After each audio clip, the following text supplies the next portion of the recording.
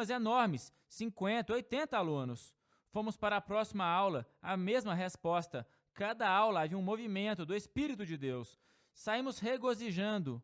Naquela noite, enquanto orávamos novamente, oramos: Deus, abra mais portas. No dia seguinte, o pastor disse: o diretor quer que vocês voltem. Todos os alunos estão falando sobre o que Deus fez ontem. Houve 3 turmas que não conseguiram ouvi-los. Eles querem que vocês voltem. Repetimos o mesmo processo e, novamente, muitos foram salvos. Naquela noite, nos ajoelhamos ao redor da cama novamente, oramos ao Senhor da colheita, tentando obter sua visão da colheita. Na manhã seguinte, o pastor disse: temos um convite de uma escola só para meninas. 1.700 alunas se reunirão em uma assembleia aberta e o diretor quer que vocês venham e compartilhem o evangelho. Você consegue imaginar?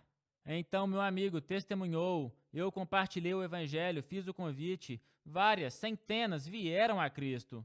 Agora isso é incrível. Poderíamos nos contentar apenas em aceitar a pequena tarefa, e não há nada de errado em pequenas tarefas, mas veja, enquanto oramos ao Senhor da colheita, nossa visão foi ampliada, porque Deus tinha uma visão que era maior do que a nossa, e maior do que a do pastor local. Deus abriu uma porta pela qual somente Ele poderia obter a glória. Nós entramos no trabalho dos outros. Mas eu quero te dizer, não termina aí, porque você vê, o Senhor da colheita está sempre trabalhando, não apenas com a colheita, mas Ele está trabalhando com os trabalhadores na colheita. Agora, quando você está no campo de trabalho, é sempre bom ser mentor de outros no evangelismo.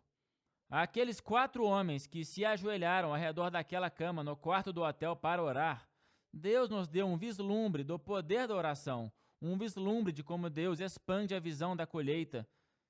3 desses homens, depois de 38 anos, viram Deus fazer coisas incríveis. Percebe? Nós concentramos novamente em uma maçã. Deus se concentra na macieira com centenas de maçãs. Estávamos nos regozijando em centenas serem salvos, mas Deus estava olhando para o futuro, não para algumas centenas salvas, mas estava olhando para uma nova geração e um pomar de macieiras onde centenas de milhares viriam a Cristo. Um desses leigos se tornaria pastor e missionário. Outro desses leigos se tornaria um homem de negócios cristão que teve tal visão para o evangelismo mundial que investiria milhões de dólares nos ministérios que estão levando o evangelho aos lugares das trevas. Agora, qual foi o resultado? O resultado de 3 daqueles homens que se ajoelharam naquele dia, 38 anos atrás, não foi uma ou centenas, foram centenas de milhares. Meu ponto é esse, que a visão que muitas vezes nós temos é muito pequena. Então oramos ao Senhor da colheita para nos dar sua visão. É sempre ótimo, ela é certa. E isso nos leva ao 3º e último ponto em João 4, ou seja, que não devemos limitar a colheita de Deus. Jesus diria aos discípulos, no versículo 35, não digam que ainda faltam 4 meses e depois vem a colheita, mas eu digo, levantem os olhos e olhem para os campos, agora estão maduros para a colheita, e assim devemos orar e não limitar a colheita. Uma maneira de limitar a colheita é essa. Dizemos que a colheita não está pronta. A colheita não está pronta, mas uma coisa que você aprende com o evangelismo é que a colheita está sempre pronta.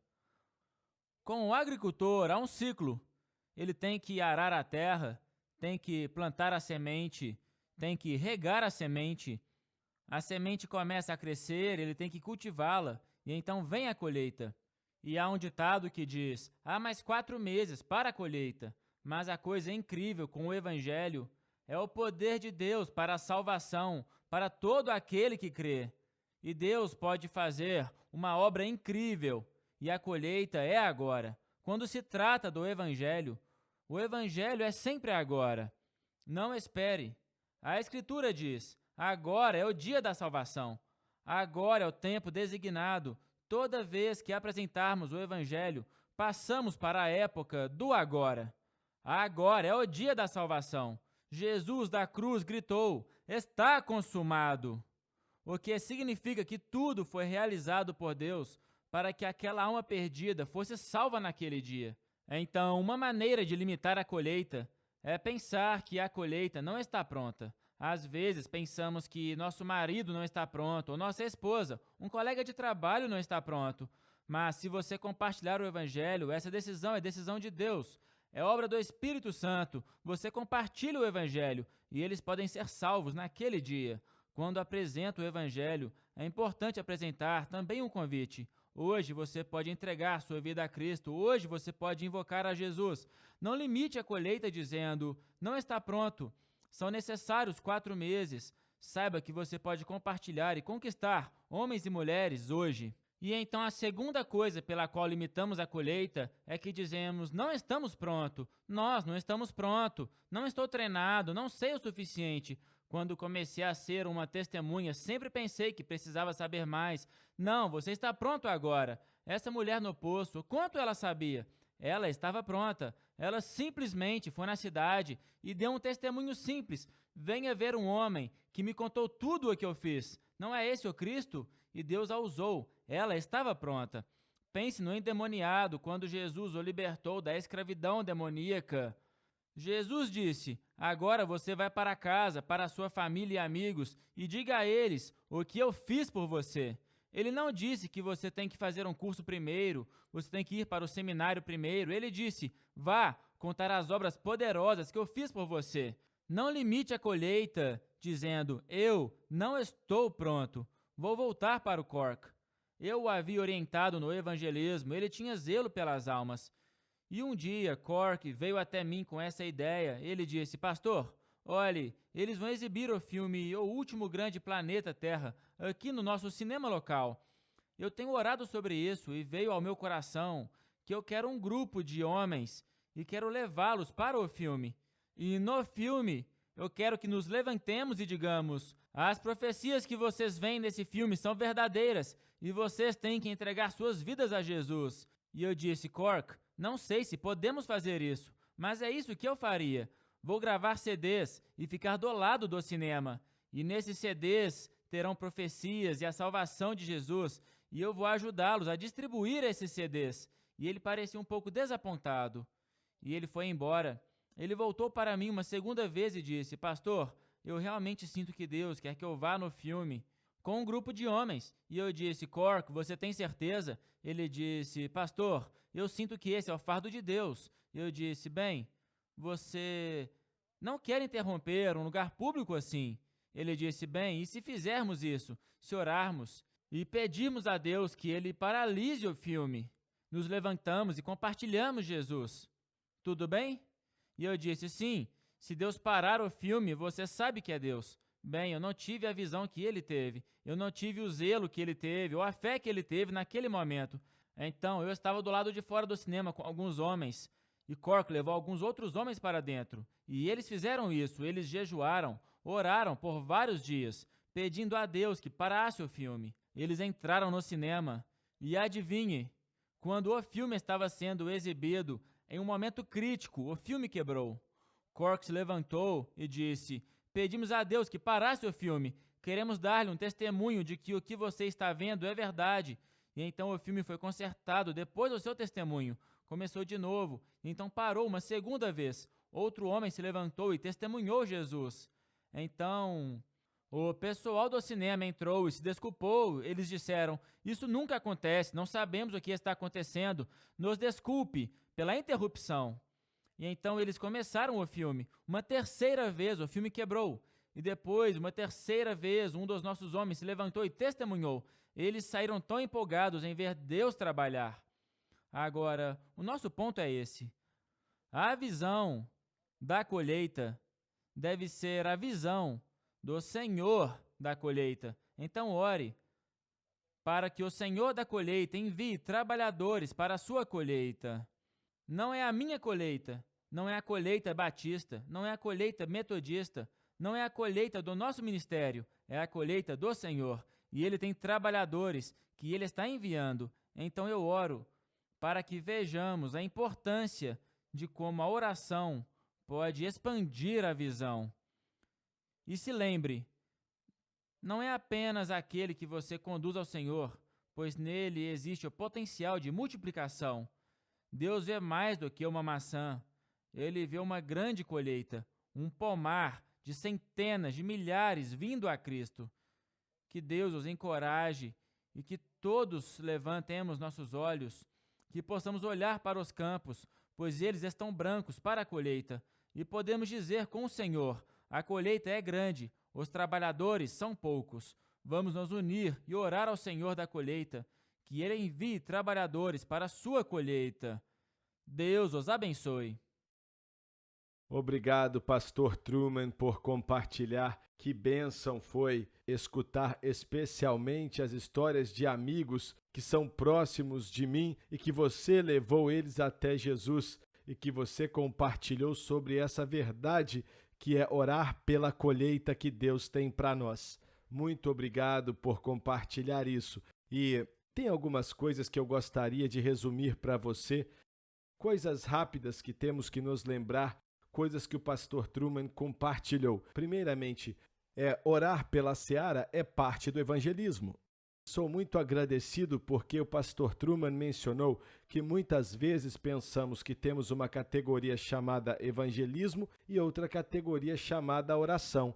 E o pastor Truman nos mostrou como orar pela colheita é parte de fazer a obra de um evangelista, ou seja, oramos pela colheita e buscamos a Deus por essa colheita. Então, é tanto uma parte quanto falar com pessoas, porque assim Deus prepara a colheita para nós. E a segunda coisa é que Deus já foi à nossa frente, é Deus quem prepara a colheita, existe uma colheita e Deus é aquele que a prepara.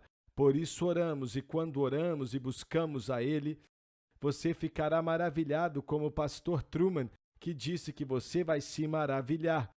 E eu espero ouvir algumas histórias vindas de vocês sobre o que aconteceu quando você orou, pedindo que Deus preparasse a seara. Ele vai preparar e acredito que vamos ouvir várias histórias sobre como Deus preparou a colheita, porque você começou a orar assim e começou a ver Deus como Deus da colheita. Ele é o Senhor da seara. Temos que nos lembrar disso. E algo muito simples e importante que ele disse: a colheita, a seara, está pronta, está preparada, então precisamos tocá-la, porque Deus já preparou tudo. E quando você orar, o Deus da seara, o Senhor, vai preparar tudo, então você dá o seu passo de fé e faz o que Deus mandou, porque a seara está pronta. E a última coisa que ele compartilhou, que é muito importante, é: não limite a colheita. Nunca limite a colheita. Olha, é aí que entra a fé quando oramos. Não limite o que Deus pode fazer. Deus pode fazer muito mais do que tudo que pedimos ou pensamos. Então não limite a seara. Ele vai multiplicar e vai usar. Eu nunca sonhei, quando estava na 8ª série e o Truman falou de Jesus comigo, sei que ele nunca sonhou que eu faria as coisas que estou fazendo hoje quando ele pregou para mim.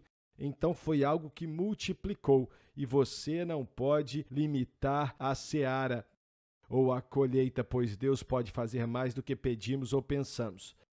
Temos algumas tarefas, vou te falar. A primeira coisa é: quero que você comece a orar.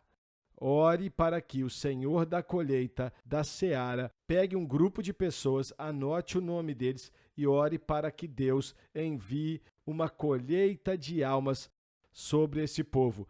Diga para o seu líder, para as pessoas no seu grupo, e essa é uma das tarefas. Escreva o grupo de pessoas ou lugar, a localidade que você está orando para ver o agir de Deus. E a segunda coisa, ainda nessa semana, leia os devocionais diários no aplicativo ou no website, no seu iPad, no seu telefone, no seu computador, mas peça para que Deus fale com você através do vídeo, das escrituras ou em um dos textos todos os dias, mas quando Deus falar, escreva o que ele falou ao seu coração.